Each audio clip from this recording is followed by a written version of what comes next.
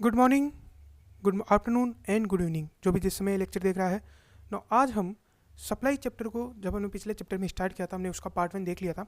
आज हम उसी के कंटिन्यूशन में आगे बढ़ेंगे।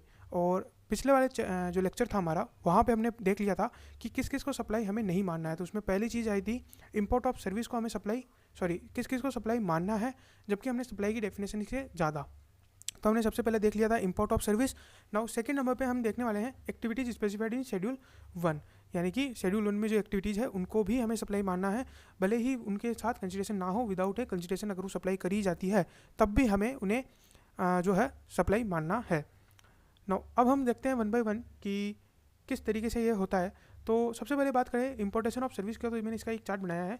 वो ये है कि जब भी इंपोर्ट ऑफ सर्विस होगा, अगर वो कंसिडरेशन में है तभी ही केवल, ठीक है, तो कंसिडरेशन होना जरूरी है इंपोर्ट ऑफ सर्विस में।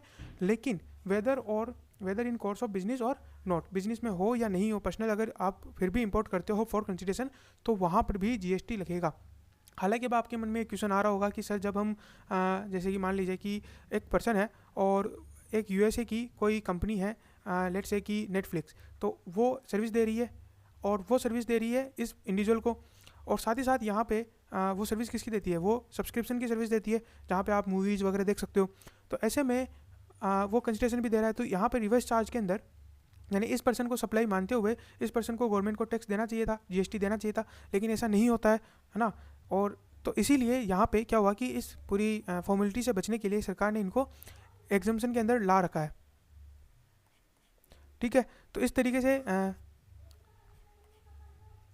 ठीक है, तो एग्जाम्शन के अंदर ला रखा है, और जिस वजह से ये चीज़ें बची हुई है। लेकिन हम एग्जाम्शन चैप्टर जब हम पढ़ेंगे तब हम इसको और डिटेल में डिस्कस करेंगे। बट नाउ आप अभी यह समझ के रखिए कि इस तरीके से इंपोर्ट ऑफ सर्विस पे जब भी कंसिडरेशन में सप्लाई होती है, कंसिडरेशन होता है, तब इंपोर्ट ऑफ सर्विस को सप्लाई माना जाता है। नाउ नेक्स्ट हम समझते हैं कि शेड्यूल 1 के अंदर ऐसी कौन कौन सी चीज़ें हैं, ऐसी कौन कौन सी एक्टिविटीज़ है जिनको सप्लाई माना जाएगा even if no consideration is payable. तो चलिए वन बाय वन इनको समझते हैं। सबसे पहला है परमानेंट ट्रांसफर और disposal of business asset on which ITC has been availed. अब समझिए ये होता क्या है। मान लीजिए कि आपने कोई भी एक एसेट खरीदी और उसके ऊपर आपने आईटीसी जो है सरकार से ले लिया, ठीक है, यानी इनपुट टैक्स क्रेडिट आपने ले लिया। जरूरी नहीं है कि जब आप उसे बेचो या यूज में लो तभी आपको आईटीसी मिलेगा। अगर आपने परचेज कर लिया है और अगर आपके पास उसका बिल है, तो आप उसका आईटीसी ले सकते हो। उसको यूज किया हो या नहीं किया हो, इसका कोई मतलब नहीं है। अब आपने वो एसेट ला करके अपने बिजनेस में रख लिया। थोड़े समय बाद आपने वो जो एसेट है वो आपने या तो फ्री में कहीं ना कहीं दे दिया, या उसको डिस्पोज ऑफ कर दिया, यानी कि वो जो है जला दिया, या किसी भी तरीके से उसको डिस्पोज ऑफ कर दिया। या फिर आपने किसी को परमानेंट ट्रांसफ़र कर दिया जहाँ पे आपने कोई कंसिडरेशन नहीं लिया। परमानेंट ट्रांसफ़र कर दिया जहाँ आपने कोई कंसिडरेशन नहीं लिया, दैट मीन्स फ्री में आपने उसको दे दिया, या अपने रिश्तेदारों को दे दिया, या इस तरीके से आपने उसको परमानेंट ट्रांसफ़र कर दिया। अब ऐसी सिचुएशन में गवर्नमेंट कहेगी कि भाई तुमने आईटीसी तो ले लिया, बल्कि और लेकिन उसका आपने मुझे आईटीसी दिया नहीं, ठीक है, मतलब मुझे टैक्स दिया नहीं, तो ये हमारे साथ धोखाधड़ी हो गई।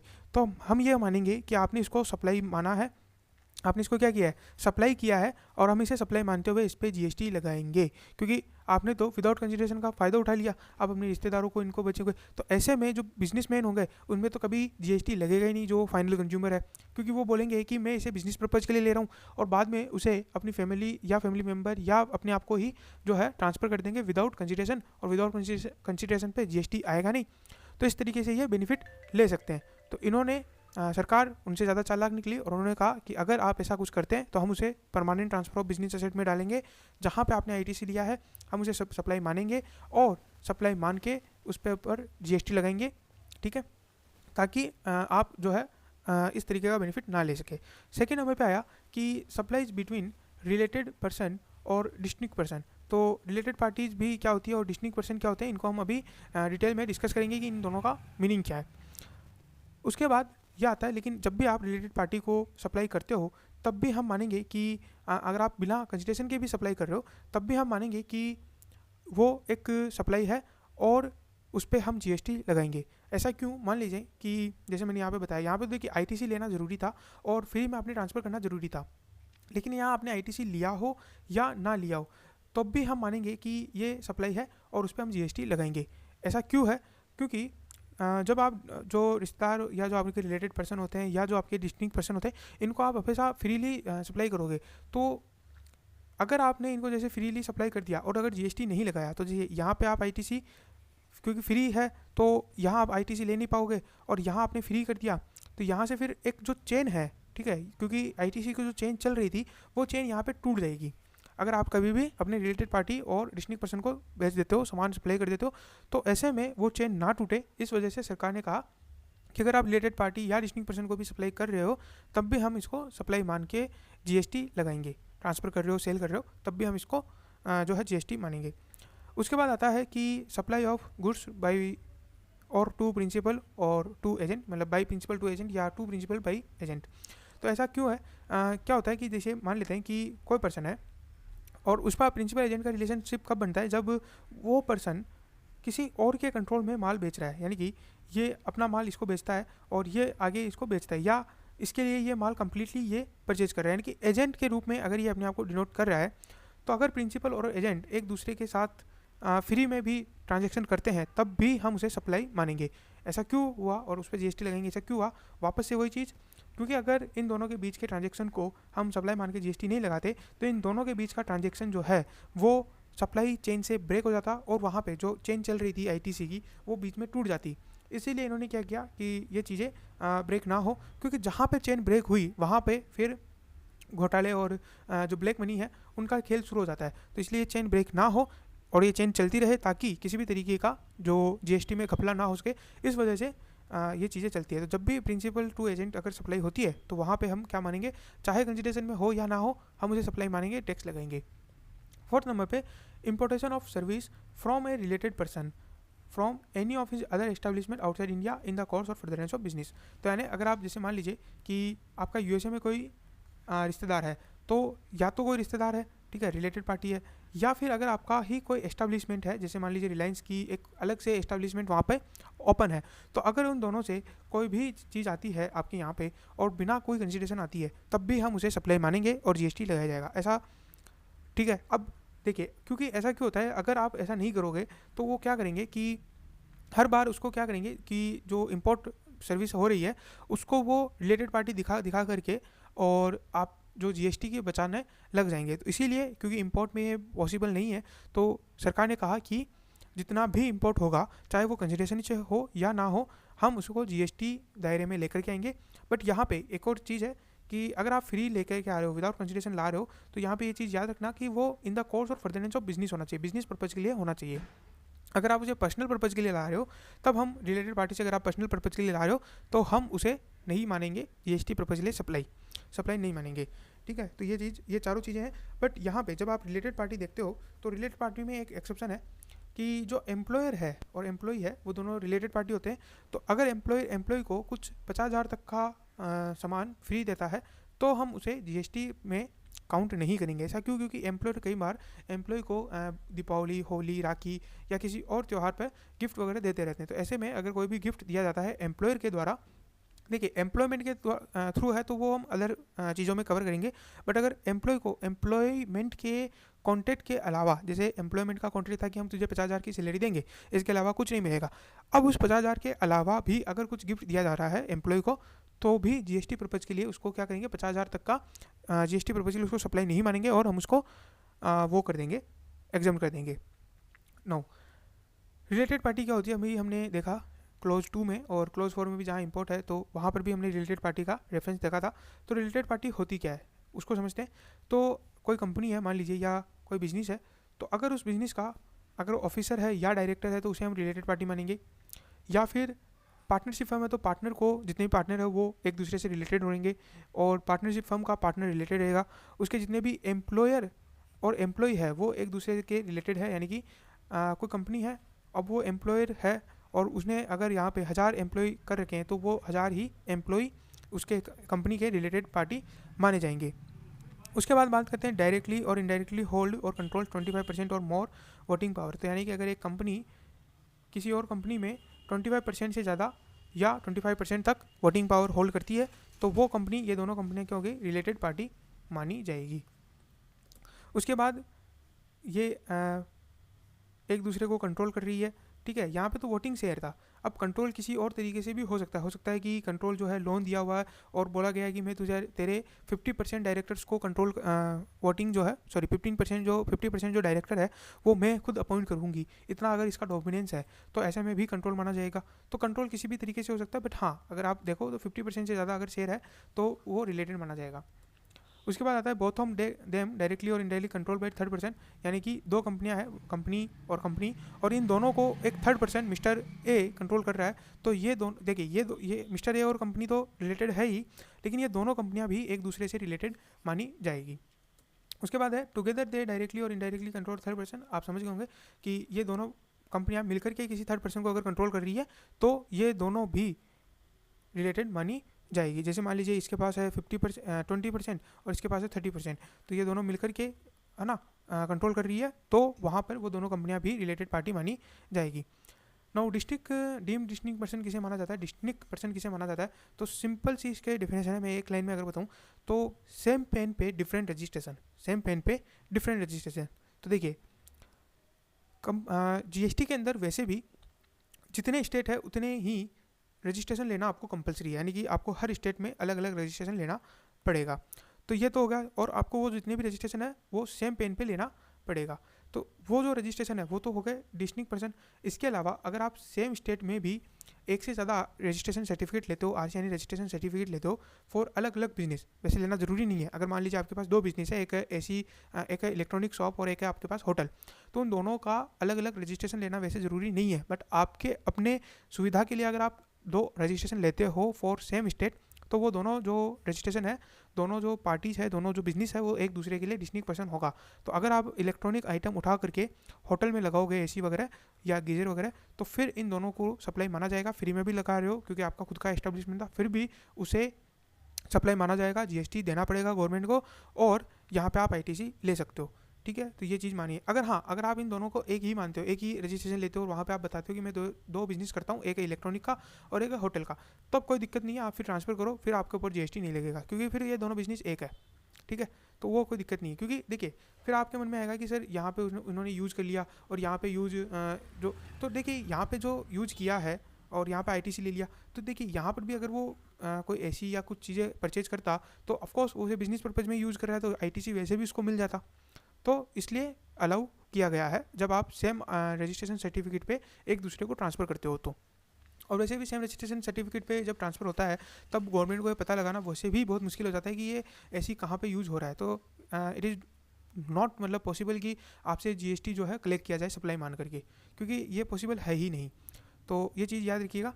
तो यहाँ पे मैंने बता दिया कि ईच आरसी को जो है डीडीपी माना जाएगा, डीम्ड डिस्टिंक्ट पर्सन माना जाएगा, और यहाँ पर भी ईच एस्टेब्लिशमेंट को डीडीपी माना जाएगा।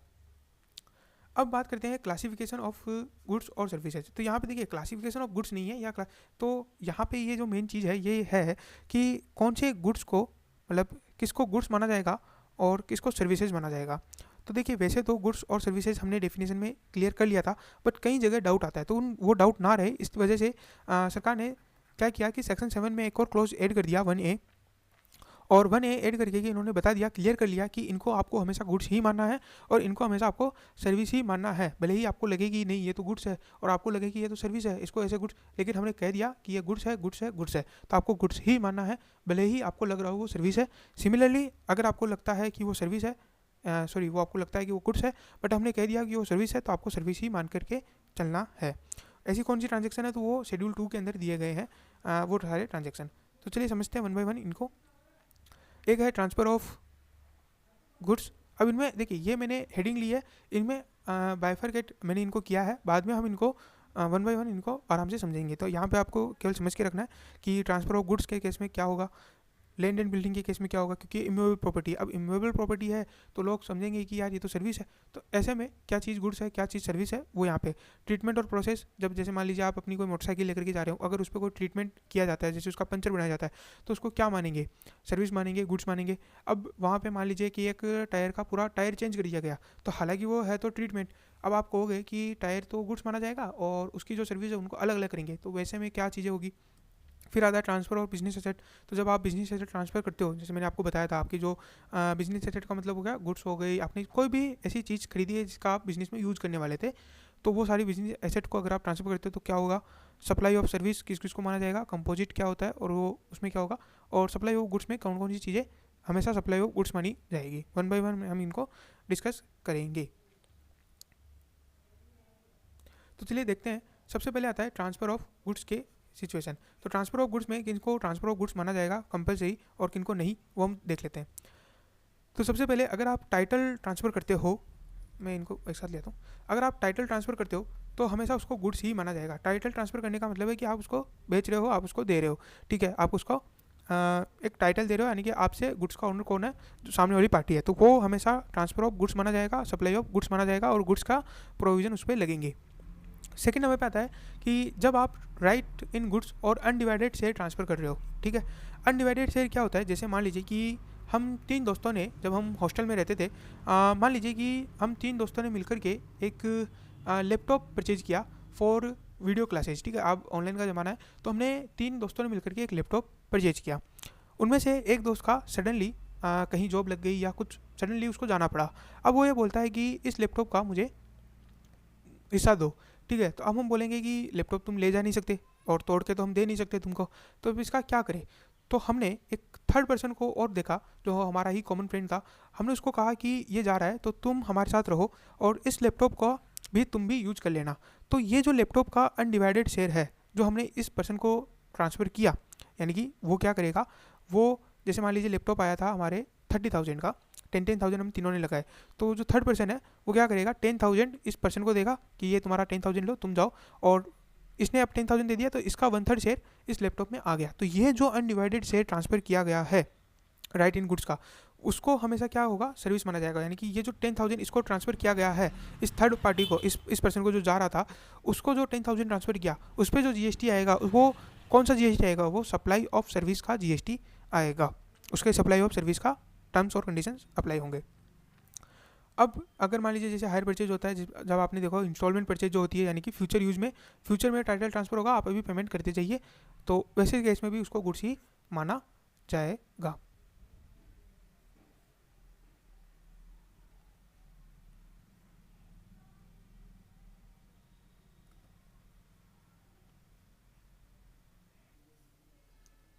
ट्रांसफ़र ऑफ गुड्स तो हमने देख लिया। अब हम देखते हैं नेक्स्ट वाला, जिसमें हमने देखना है लैंड एंड बिल्डिंग। अब देखिए, ये पहली बार हुआ है जब लैंड एंड बिल्डिंग पे इस तरीके का कोई टैक्स लाया गया है, क्योंकि अब तक जो लॉ बना हुआ था, एग्जिस्टिंग जो लॉ था, उस पर लैंड एंड बिल्डिंग पे किसी तरीके का कोई टैक्स नहीं था, ना तो कोई एक्साइज था, ना ही सर्विस टैक्स था, और ना ही कोई वेट और सीएसटी था, जो पहले है ना, जो पहले था। अब हालांकि पहले इस तरीके का कोई भी टैक्स नहीं लगता था, लेकिन अब जो जीएसटी को लैंड एंड बिल्डिंग के दायरे में लाया गया, तो अब इनमें से भी कब लैंड एंड बिल्डिंग को गुड्स बोला जाएगा, कब सर्विस बोला जाएगा, और ये सारी चीज़ें हमें डिसाइड करनी पड़ेगी। तो वहाँ पे ये डिसाइड करने के लिए गवर्नमेंट ने आगे आई और गवर्नमेंट ने बता दिया कि ये गुड्स है और ये सर्विस है। हालांकि अगर हम प्राइमा फेसिया देखें डेफिनेशन के हिसाब से, तो लैंड एंड बिल्डिंग क्या निकल के आती है हमारे, लैंड एंड बिल्डिंग हमारे लिए निकल के आती है सर्विस। अब समझते हैं कि अगर आप लैंड एंड बिल्डिंग को कभी लीज पर देते हो, टेनेंसी या फिर ईजमेंट या लाइसेंस देते हो लैंड के लिए, तो वो सब कहलाता है आपका सर्विस। यानी कि अगर आप लीज दे रहे हो, टेनेंसी राइट दे रहे हो, एजमेंट दे रहे हो या लाइसेंस दे रहे हो, तो वो सब कहलाएगा सप्लाई ऑफ सर्विस। अब उसके अलावा अगर आप बिल्डिंग के लिए लीज और लेटिंग आउट दे रहे हो, वो भी आपकी सप्लाई ऑफ सर्विस कहलाएगी।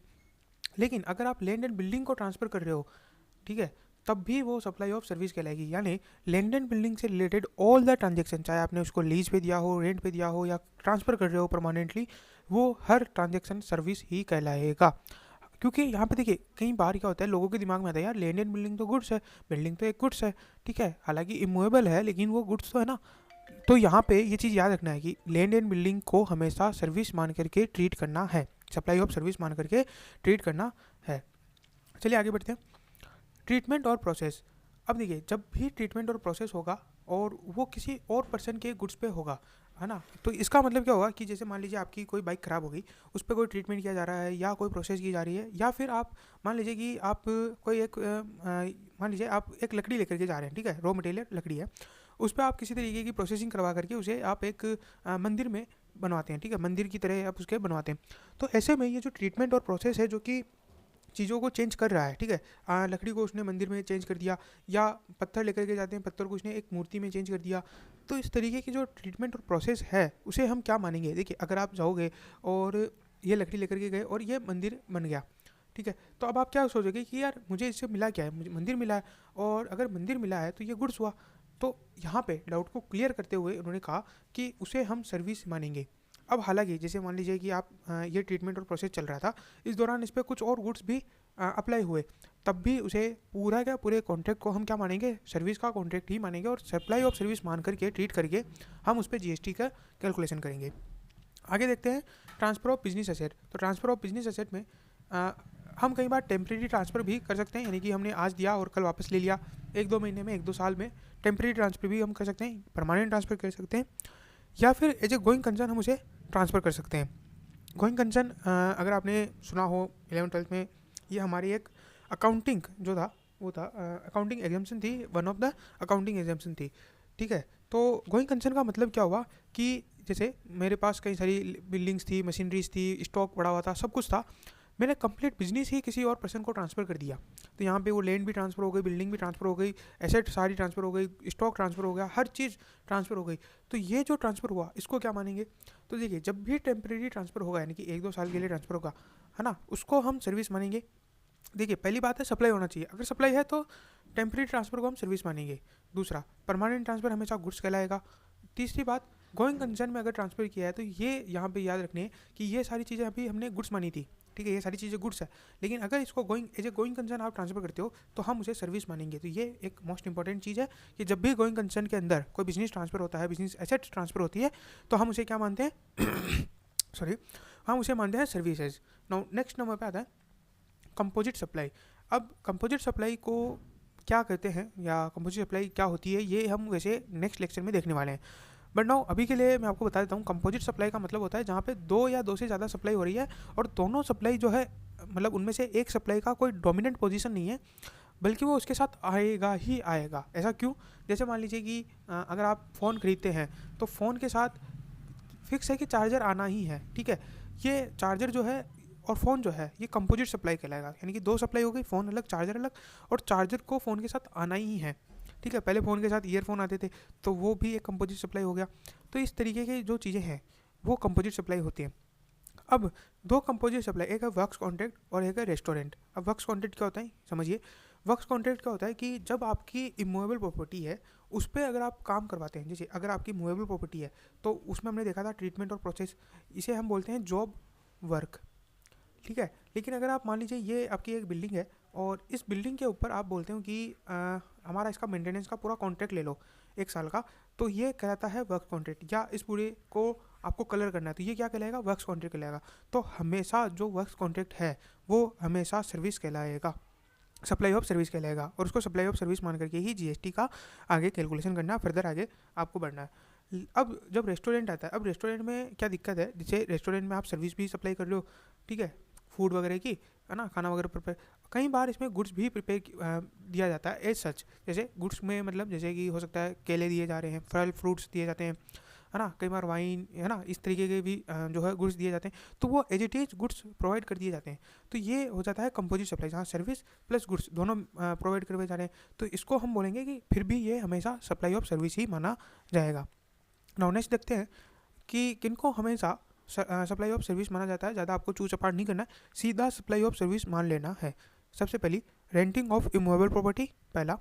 दूसरा है construction of building complex civil structure intent for sale. तो अगर आप कोई भी कंस्ट्रक्शन कर रहे हो बिल्डिंग का या कॉम्प्लेक्स का या किसी भी सिविल स्ट्रक्चर का जो कि सेल के लिए है, हम उसे हमेशा सप्लाई ऑफ सर्विस मानेंगे।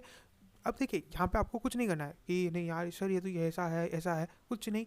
इन्होंने बोला है गुड्स नहीं मानना है, सर्विस मानना है, सर्विस मानो, खत्म। लो के आगे आपको ना तो ये ऐसा क्यों है ये नहीं करना है, बस ऐसा है उसे मानिए और उसे फॉलो करिए, ठीक है। तो हमेशा ये चीज़ याद रखिए, रूल को फॉलो किया जाता है, क्वेश्चन नहीं करना है आपको, ठीक है। उसके बाद आता है यूज ऑफ इंटेलेक्चुअल प्रॉपर्टी। तो अगर जैसे कॉपीराइट वगैरह है, अगर उसका यूज किया जाता है, यूज के लिए अगर आप उसे ट्रांसफर कर रहे हो तो उसे सब सर्विस माना जाएगा। लेकिन अगर आप उसे परमानेंट ट्रांसफर कर देते हो तो वो गुड्स हो जाएगा, ठीक है, ये याद रखिएगा।